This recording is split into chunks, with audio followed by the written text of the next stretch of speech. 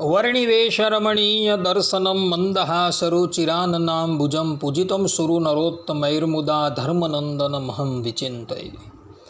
असतो मा षड्गमय तमसो मा ज्योतिर्गमय मृत्युर्मा अमृतं गमय। ओम शांति शांति शांति। આજની જ્ઞાન સભાની અંદર પધારનારા બધા જ ભગવદ્ ભક્તોને વેદાંતાચાર્ય પુરાણ ઇતિહાસ આચાર્ય અમે ફિલોસોફી શાસ્ત્રી રાકેશભાઈના હિતપૂર્વક જય સ્વામિનારાયણ। ભક્તો, આજની આ જ્ઞાન સભાની અંદર આપણે બધા કોણાર્ક સૂર્ય મંદિરના પ્રાગટ્યની કથા જે છે એ શ્રવણ કરીશું। આ કોણાર્ક સૂર્ય મંદિર જે છે એ જગન્નાથપુરીથી 20 માઇલ દૂર આવેલું છે। એના પ્રાગટ્ય સંબંધી કથા જે છે એ સૂર્યપુરાણ તથા સાંબ પુરાણની અંદર જોવા મળે છે। વાત એવી હતી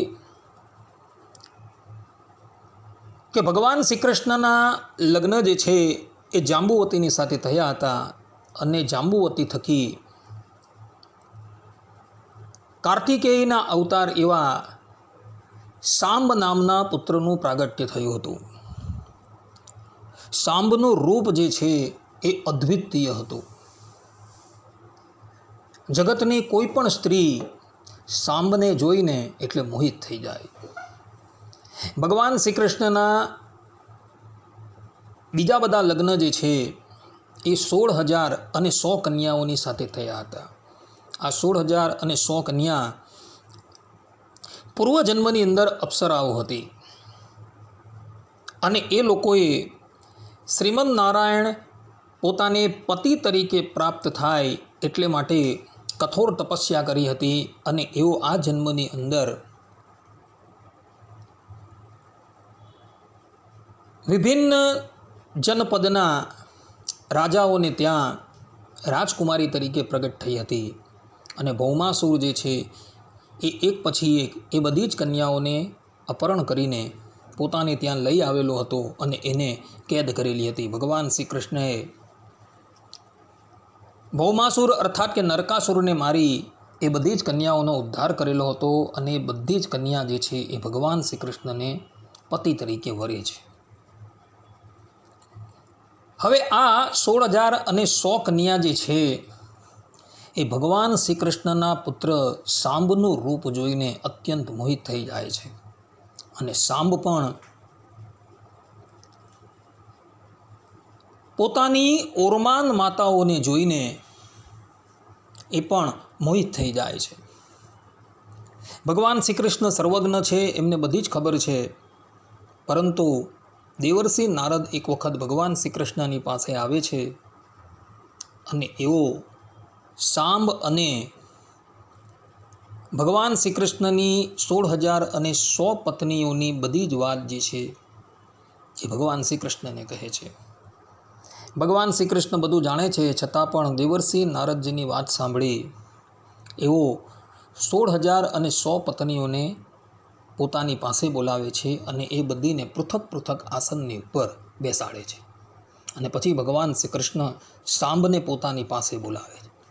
જેવો સાંબ ભગવાન શ્રી કૃષ્ણ અને પેલી 16,100 કન્યા જે કક્ષની અંદર બિરાજમાન હતા ત્યાં આવે છે, ત્યાં જ પેલી 16,100 કન્યા જે છે એનો હાવભાવ જે છે એ અત્યંત પરિવર્તિત થઈ જાય છે। એ લોકો સાંબને જોઈને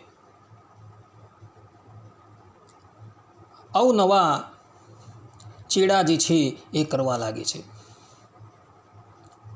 તે પછી ભગવાન શ્રી કૃષ્ણ એ 16,100 કન્યાઓને પાછી મોકલે છે, પરંતુ જ્યારે એ 16,100 કન્યા પોતાના આસન પરથી ઊભી થાય છે ત્યારે એ આસન જે છે એ ભીનું થઈ ગયું હોય છે।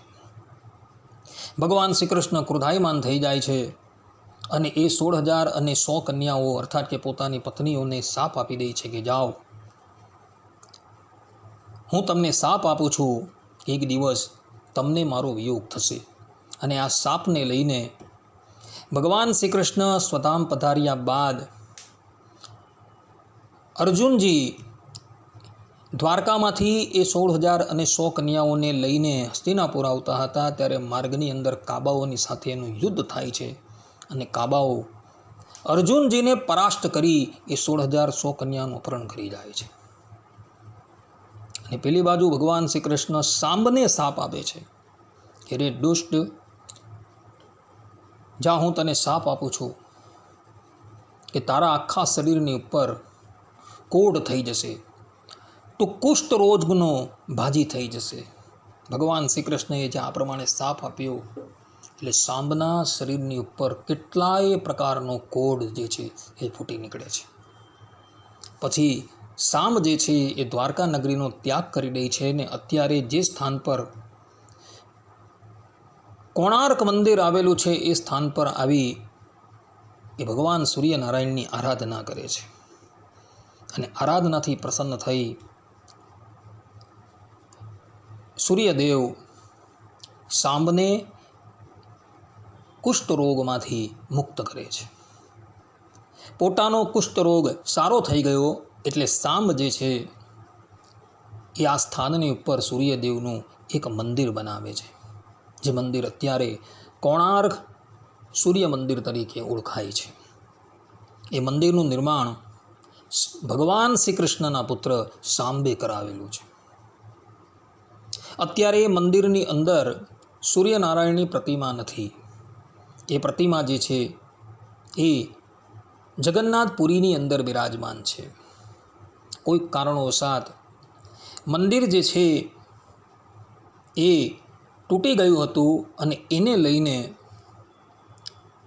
મંદિરની અંદર રહેલા સૂર્યનારાયણના સ્વરૂપને ભગવદ્ ભક્તો પુરીમાં લઈ જઈને ત્યાં સ્થાપી દે છે. આજે પણ પુરીની અંદર સૂર્યનારાયણના મંદિરની અંદર એ સૂર્યદેવનું સ્વરૂપ જે છે એ જોવા મળે છે.